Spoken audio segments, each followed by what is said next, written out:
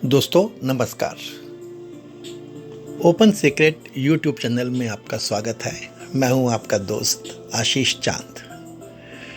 दोस्तों कभी कभी हम कॉमन पार्लेंस की बात भी कर लेते हैं। कभी कभी हम अपने सब्जेक्ट से हटके यदि कोई बहुत इम्पोर्टेंट टॉपिक चल रहा हो तो उसकी बात भी कर लेते हैं दोस्तों। तो दोस्तों आज का विषय है बागेश्वर धाम सरकार।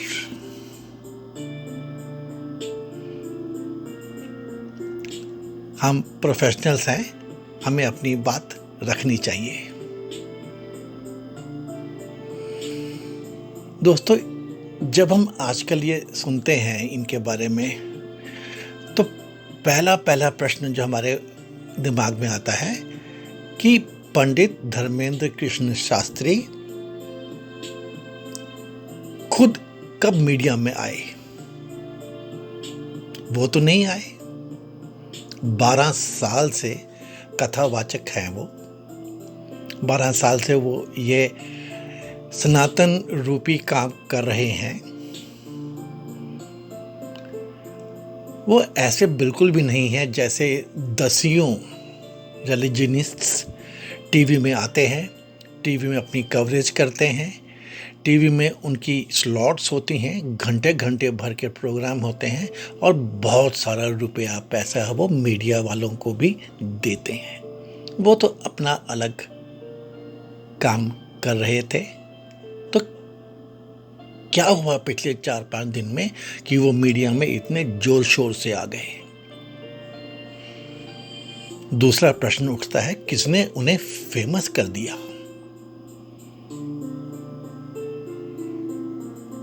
दोस्तों ये कुछ छोटे छोटे रीजनल चैनल्स के टीवी रिपोर्टर्स इनके यहाँ गए और वो तो उनके अनुयायी से ही बन गए। फिर कुछ फेमस नेशनल चैनल्स के टीवी रिपोर्टर्स उनके यहाँ गए और वो देवर ऑस्ट्रक।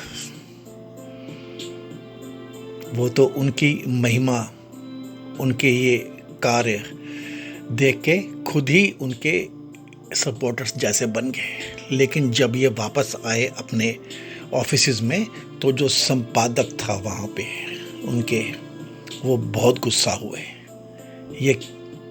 ये काम करके आए हो तो ये क्या बात निकल के आई दोस्तों, आप तो झांक सकते हैं ना। ये ऐसा क्यों हुआ दोस्तों, जस्ट सोचिए। And also who are the groups doing this. अब तो ये ओपन सा हो चला है और इन ग्रुप्स की व्हाट इज द बैकग्राउंड। जो ये ग्रुप पंडित धर्मेंद्र कृष्ण शास्त्री जी के पीछे से पड़ गए हैं, उनके अपने क्या क्रेडेंशियल्स हैं आज तक के, क्या करते फिरते हैं ये।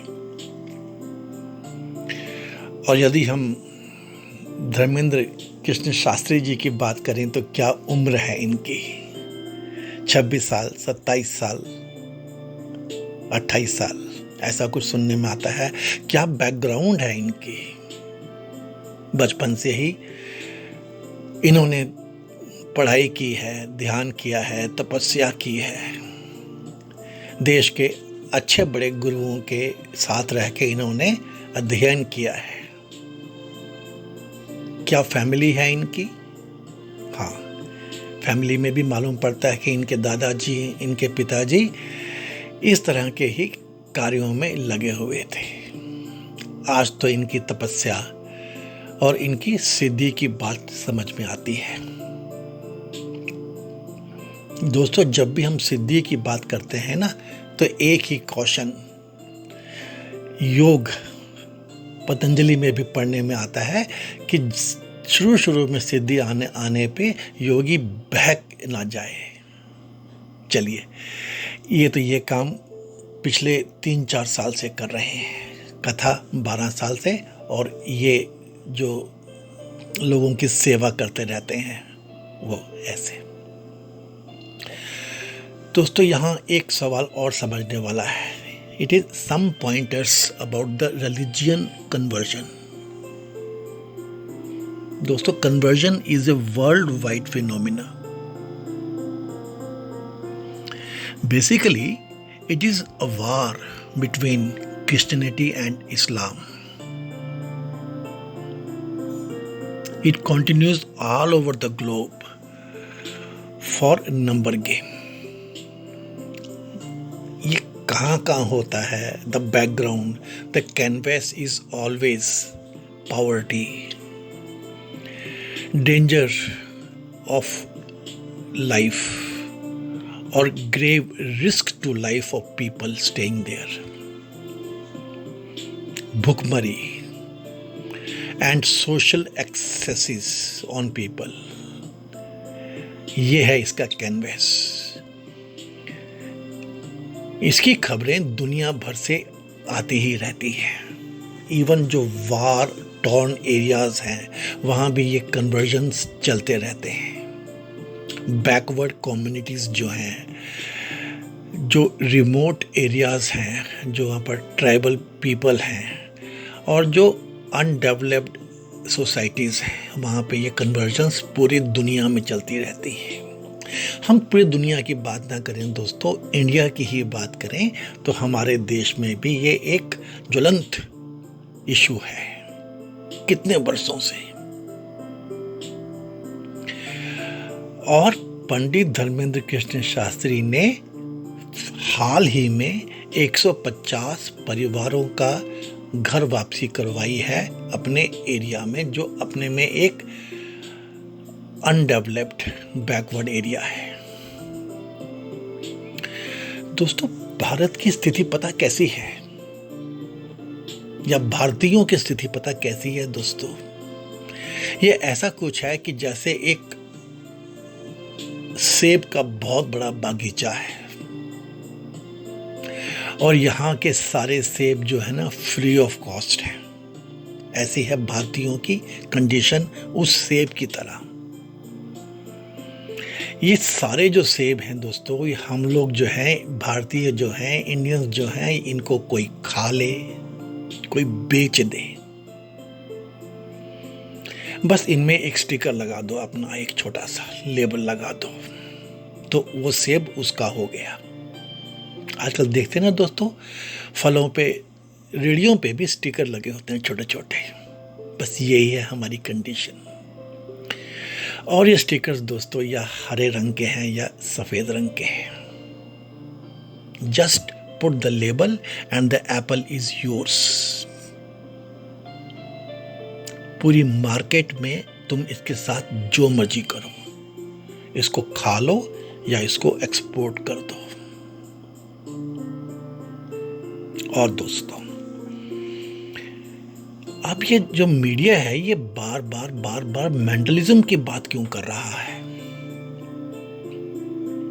ऊपर मैंने कहा ना, जब ये रिपोर्टर्स नेशनल चैनल्स के वापस आए तो उनके संपादकों ने उन्हें बहुत डांटा, गुस्सा हो गए. ये काम करके आए हो तो क्या करें?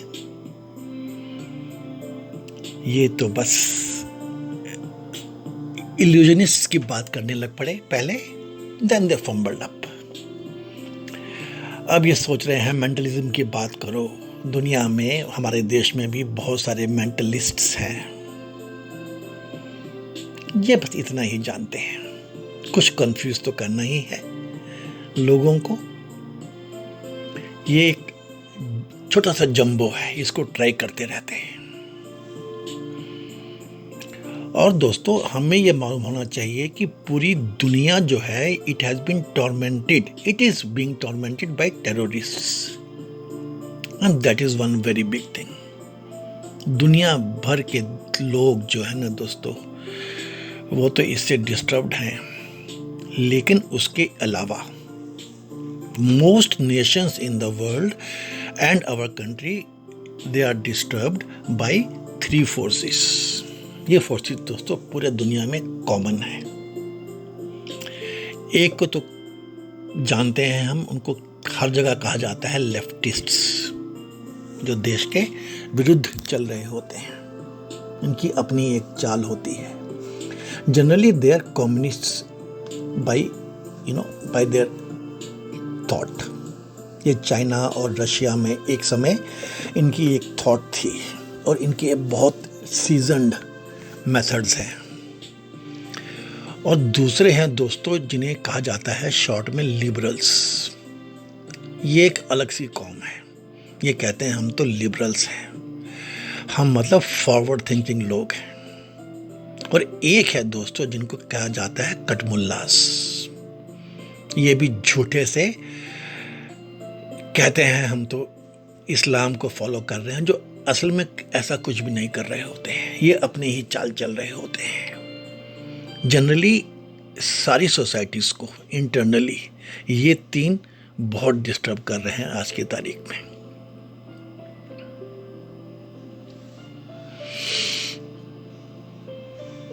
लेकिन दोस्तों अगर बागेश्वर धाम की बात की जाए तो कौन है जो इसके बारे में आजकल जोर जोर से बातें कर रहे हैं? तो दोस्तों ना तो ये लेफ्टिस्ट हैं, कम्युनिस्ट हैं अभी, और ना ये बेचारे बोलो जो बोलो, ये जो कटमुल्ले हैं, ना ये है। ये जो बीच वाले हैं ना लिबरल्स, इन्होंने इसका बीड़ा उठाया हुआ है। और ये जो लिबरल्स हैं ये बहुत एक अलग टाइप की कौम है। ये दोनों से, कम्युनिस्ट से, लेफ्टिस्ट से और कटमुल्लों से फ़ायदा उठा लेते हैं, पैसा ले लेते हैं, फंडिंग करवा लेते हैं और बस अपना काम करते रहते हैं। ये बहुत ही एक कॉम्प्लेक्स ग्रुप है दोस्तों। इन्होंने अभी बीड़ा उठाया हुआ है, ये बात आगे बढ़ेगी, जाएगी। मीडिया इनका एक प्लेटफॉर्म है और मीडिया तो ऑलरेडी दोस्तों क्रिपल्ड हो चुका है। ये तो हम सुनते ही रहते हैं, इतना ज़्यादा एजेंडा ड्रिवन। जैसे हमारे देश में बहुत सारे फ्री मॉन्गर्स हैं, उनको सब फ्री का चाहिए, ऑलवेज हंगरी। जो भी हो, हंगर अलग चीज़ है। तो जैसे उनके ऊपर एक पॉलिटिक्स चलती है, वैसे ये मीडिया पूरा खुल के आया पड़ा है। दोस्तों गवर्नमेंट इसमें कुछ नहीं कर सकती है, ना गवर्नमेंट कर पाएगी। गवर्नमेंट के पास, सरकार के पास अपने बहुत सारे काम चल रहे हैं और यदि वो मीडिया के अगेंस्ट में कुछ करेगी तो इंटरनेशनली भारत फिर पीछे हो जाएगा। ये भी आपको समझना पड़ेगा। लेकिन दोस्तों मीडिया पे फोकस रखो अपना, क्योंकि मीडिया के थ्रू ही ये लिबरल्स आगे बढ़े हैं। उनके लिए, मीडिया के लिए money is the only game as always. और मीडिया को ये पता है कि कब इसमें घुसना है और कब इसमें से बाहर निकल जाना है। पैसा कमा लो और हट जाओ। उन्हें मालूम है कि भारतीय कोई नहीं पूछता और इनकी मेमोरी भी बहुत शॉर्ट है। हाँ, सोशल मीडिया कुछ कोशिश कर रहा है लेकिन बहुत छोटा है अभी। और दोस्तों सोशल मीडिया में अब एक नई टाइप की कौम भी आ गई है, जिसको आज के जो सोशल मीडिया वाले कहते हैं खलीहर हैं ये लोग। ये खलीहर ने भी सोशल मीडिया को इन्फेक्ट कर दिया है। ये खलीहर दोस्तों वो होते हैं जो पहले मीडिया में थे, तब ये लेफ्टिस्ट, कम्युनिस्ट, लिबरल्स और इवन कटमुल्लास के पूंछ बने बने इनसे पैसा कमा के देश का, हमारे देश का लॉस कर रहे थे। गवर्नमेंट की कुछ मूव्स के कारण, सरकार की कुछ मूव्स के कारण अब ये बेरोजगार हो गए, एक्सपोज हो गए, निकाल दिए गए। तो ये सोशल मीडिया पे आ गए हैं। तो ये जब पहले भी खलीहर थे और अब ये पूरे खलीहर हो गए हैं दोस्तों। तो ये सोशल मीडिया की हालत है आज। हमारा संत समाज थोड़ा बहुत इनके साथ लगा हुआ है। लेकिन दोस्तों ना तो ये खलीहर मानेंगे ना ये मीडिया मानेगा, क्योंकि देश की ऐसी कुछ स्थिति है। तो बस आप प्रोफेशनल्स, ओपन सीक्रेट की जो टीम है या जो उसमें आते हैं, मेरी तो उनसे ये रिक्वेस्ट है कि आप बॉलीवुड को, आप मीडिया को वॉच कीजिए, फोकस रखिए उन पे, देखिए शायद जैसे बॉलीवुड के साथ ट्रीटमेंट हुई है ना, वैसे इनके साथ भी हो जाएगी। फिर तो दोस्तों घुन के साथ गेहूं भी पिस जाता है। ये तो एक बात है, चाहे प्रॉब्लम मान लो चाहे बात मान लो, लेकिन कुछ हो तो रहा है। और दोस्तों अगला point, do you believe that India is home of this kind of knowledge? है, मैं तो ये मानता हूं दोस्तों। और दोस्तों वैसे भी हम तो प्रोफेशनल्स हैं, हमारे यहाँ तो जो प्रोफेशनल बॉसेस हैं वो ही कितना कुछ जानते हैं। अब उनके कैबिन में एंटर कीजिए और उन्हें सब पता होता है। और छोड़िए प्रोफेशनल की बात दोस्तों, डॉक्टर, अब डॉक्टर के सामने जाके बैठ जाइए, उसे सब पता है आपके अंदर क्या हो रहा है। कोई टेस्ट करने की ज़रूरत नहीं है एक सीजन डॉक्टर को। वैसे ही एक लॉयर है, अब जाइए उसके पास, उसको सब समझ में आ जाता है एक बारी में। ऐसे ही पंडित जी होते हैं, आप जाओ उनके पास, उन्हें सब पता होता है। तो ये नॉलेज आपके भीतर तक जान पाने का तो हमारे यहाँ पे और दुनिया भर में हर सीजन प्रोफेशनल के पास भी होता है। और अगर हम ये मन को पढ़ने वाली बात समझें, हालांकि ये मेंटलिस्ट की बात नहीं है, ये ज्ञान, ये विद्या तो अलग है। तो मेरे तो जीवन में, आपके जीवन में भी बहुत आए होंगे, बहुत विद्याएं हैं हमारे देश में, घूमते रहते हैं लोग। इसको हम ट्रिक चमत्कार कह तो देते हैं, लेकिन दोस्तों हम यह भी जानते ही हैं कि ये विद्या ही है। कोई घूम गया हो घर का बच्चा, तो बहुत सारे पंडित जी बता देते हैं कि इस दिशा में गया है और इस समय तक वापस आ जाएगा। बता देते हैं कि आपके साथ ये कुछ बहुत अच्छा या बुरा होने वाला है। बहुत सारे ऐसे हैं हमारे यहाँ पे शुरू से ही दोस्तों, पढ़े लिखे भी और अदरवाइज भी, जो बता देते हैं कि आपके साथ ये होने वाला है और आपकी ये अभी रिक्वायरमेंट है, ये परेशानी है। दोस्तों ये पराविद्या के बारे में तो हम थोड़ा बहुत जानते ही हैं ना। हमारे देश में तो ये विद्याएं बहुत बड़ी हुई हैं दोस्तों। कोई अंधभक्ति की बात नहीं है, कोई अंधविश्वास की बात नहीं है, ये विद्याएं हैं और हम इनसे अवगत हैं। और हमारे देश की जो दोस्तों सभ्यता है ना दोस्तों, कितने ही लोग, अब इसमें मैं कोई हिंदू मुस्लिम की बात नहीं कर रहा हूँ, हर धर्म के कितने ही लोग हैं दोस्तों जो कितने ही ट्रीटमेंट्स कर रहे हैं, कितने ही दुखियों का इलाज कर रहे हैं। ठीक है, उसमें बहुत गलत वाले भी हैं, लेकिन बहुत सारे ठीक वाले भी हैं। कितने ही हैं दोस्तों, और ये पैसे नहीं लेते। पैसे, विद्या हाथ में हो तो इनको पैसे से मतलब नहीं है। बस ऐसा ही कुछ कल्चर है हमारे यहाँ पे। इस पैसा ना लेने के पीछे क्या लॉजिक है दोस्तों? ये तो है इंडियनिज्म, ये तो है भारतीयता। हमारे यहाँ पे कितने लोग हैं दोस्तों, जब तक भोजन किसी को ना करा दें तो खुद खाना नहीं खाते। ये सब हमारी सभ्यता की बातें हैं दोस्तों। जस्ट दिमाग में रखिए कि पंडित धीरेन्द्र शास्त्री जी ने कभी किसी को इनवाइट नहीं करते हैं अपने पंडालों में, किसी से एक पैसा चार्ज नहीं करते हैं। और वो बार बार इनके सामने क्लेम कर रहे हैं कि मैं मैजिशियन तो नहीं हूं, और कितनी ऐसी बातें। लेकिन ये जो खलीहर्स हैं, ये जो लिबरल्स हैं, ये अब पीछे पड़ गए हैं इनके मीडिया के जरिए। मैं तो अब मीडिया में देखता हूं दोस्तों कि अलग टाइप के इंटरव्यूज चालू हो गए हैं, अलग टाइप के इंजेक्टिंग चालू हो गई है। धीरे धीरे जादू टोना, अंधभक्ति और ये फेलियर, ये ट्रिकी हैं वो चीज़ें, ये इंजेक्ट करना शुरू कर दिया है। Please know that tomorrow there will be a new twist to this story. TV में तो ये एंकर्स की मिसचीफ अब दिखने लग पड़ी है। और दोस्तों ये खलीहर, ये मीडिया तो बहुत बड़ी मछली है, वेरी बिग गेम चेंजर है। बहुत बड़ा पैसा इन्होंने ले ही लिया होगा।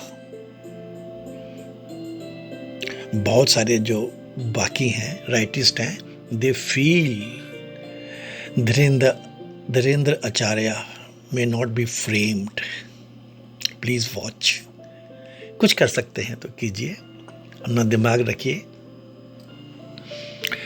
India has seen the such history for many of our famous religionists. New India is supporting him. आज तक किसी ने भी सनातन के बारे में इतने जोर शोर से, इतने खुल के, इतने वैलियंटली नहीं कहा है. ये तो अपना काम कर रहे थे, लेकिन जब मीडिया किसी भी दबाव में या किसी भी बिकने के बाद इनके पीछे पड़ गया तो इन्होंने भी बहुत वैलियंटली इसको फाइट किया है. हमारे सनातन के ये आज के तो हीरो ही हैं, आइकन ही हैं. चुपचाप अपना काम कर रहे थे हमारे धर्म के हिसाब से, लेकिन अब इनके पीछे पड़ गए. दोस्तों, यहाँ क्वेश्चन बिल्कुल भी नहीं है ऑफ बीइंग पॉलिटिकली करेक्ट.